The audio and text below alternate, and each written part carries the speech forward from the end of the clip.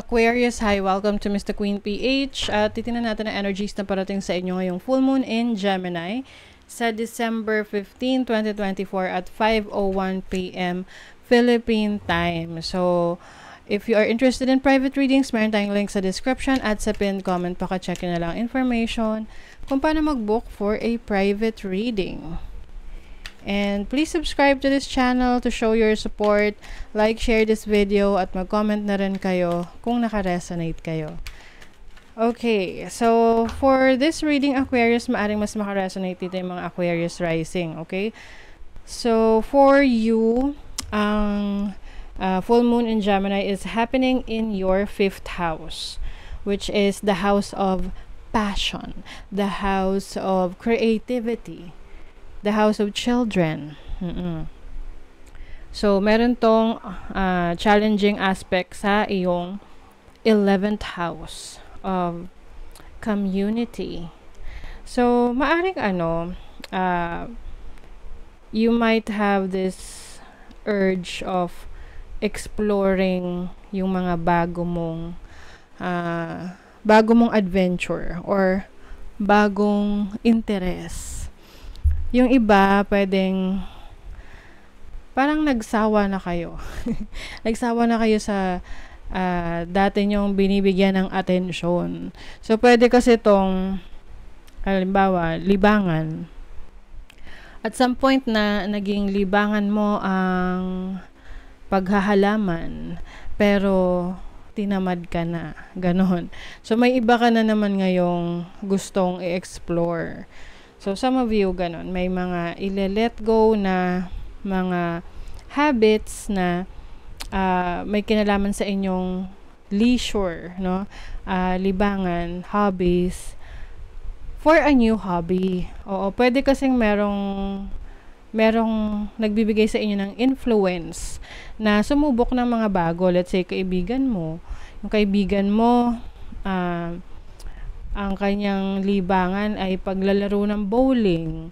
So, nakikita mo masaya siya sa ginagawa niya. And somehow, na-realize mo na, siguro magiging masaya rin ako pag ginawa ko yon, or mag-e-enjoy rin ako. So, may mga susubukan ka na bago na mga interest.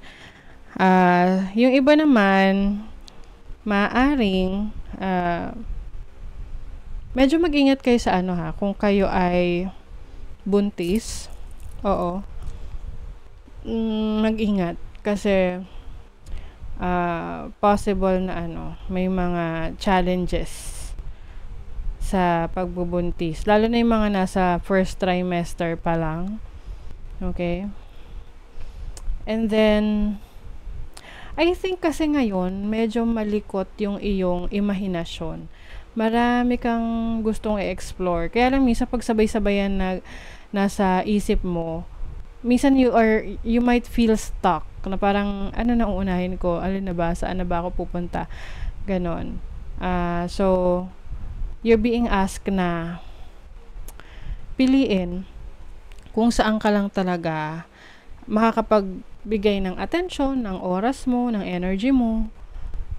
Yan talagang makakapagbigay ka ng commitment. Kasi sayang naman kung hindi mo maibibigay yung commitment mo. Sayang yung resources. Halimbawa, naengganyo ka mag-painting, tapos bumili ka na ng mga canvas, ng mga painting materials, brushes, and then na-busy ka, tapos nawalan ka na ng gana. Sayang yun, diba? Or bibenta mo.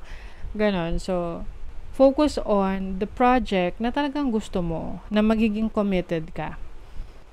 And, yung iba sa inyo, kung kayo ay connecting with someone like may dating, you might find yourself na pwede kasing may revelation dito, no? Na yung ka-date mo, may gusto sa kaibigan mo, napaka-specific, no? Or yung kaibigan mo may gusto sa ka-date mo, or person that you are connecting with, that might create some tension between the two of you. Pwede rin jealousy rin to, na tipong yung kaibigan mo, wala ka ng time sa kanya, nagsiselos na siya sa oras mo sa kanya, dahil mas may oras ka sa partner mo or sa kadate mo, ganon. Maari ding, when it comes to your money, your resources, pwede kasing overspend. Okay? Mag-overspend sa mga bagay na hindi naman necessary or hindi kailangan, na pwedeng pagsisihan mo lang din. Okay? So, mag-ingat sa spending habits mo around this time, Aquarius. Kasi yung iba baka naano ka lang, naengganyo. Oo. Or nabudol. 'Di ba? So, let's see what else. You have the Queen of Pentacles, the Justice card, Three of Cups. Yes. Kasi malaki yung impluwensya ng kaibigan sa inyo eh. Oo. Like, yun talaga yung main na nagiging connected sa iyo, mga kaibigan. Meron silang say about what you can do or ano pa yung gusto mong gawin. Kumbaga, malaking impluwensya nila, ganon. So, it's time for you to decide, mag-decision ka ayon sa gusto mo talaga, hindi ayon sa gusto ng ibang tao. So, when it comes to your finances, yung needs mo naman, kaya mong i-provide para sa sarili mo with the Queen of Pentacles. You also have the Ace of Wands. Meron ka ngayong bagong inspiration or something na nagbibigay sa inyo ng sigla. This can be a new romantic connection na nakikilala mo. Yung iba naman sa inyo, bagong kinagigiliwang gawain. Oo. And yung iba, you may be spending some money on this, no?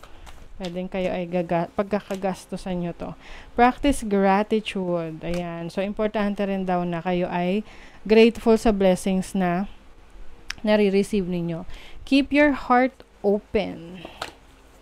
And focus on the positive. So, positibong pananaw ay, pagkakaroon ng positibong pananaw, malayo ang mararating para sa inyo. Malayo ang mararating nyo dyan. And also, maaring meron kang makakausap ngayon na heart-to-heart talk, no, with someone na someone who is grateful sa'yo or someone na magiging malapit sa'yo. Pwedeng kaibigan to na dahil sa pag-uusap na yan, sa heart-to-heart talk na yan, mas maiintindihan nyo yung bawat isa.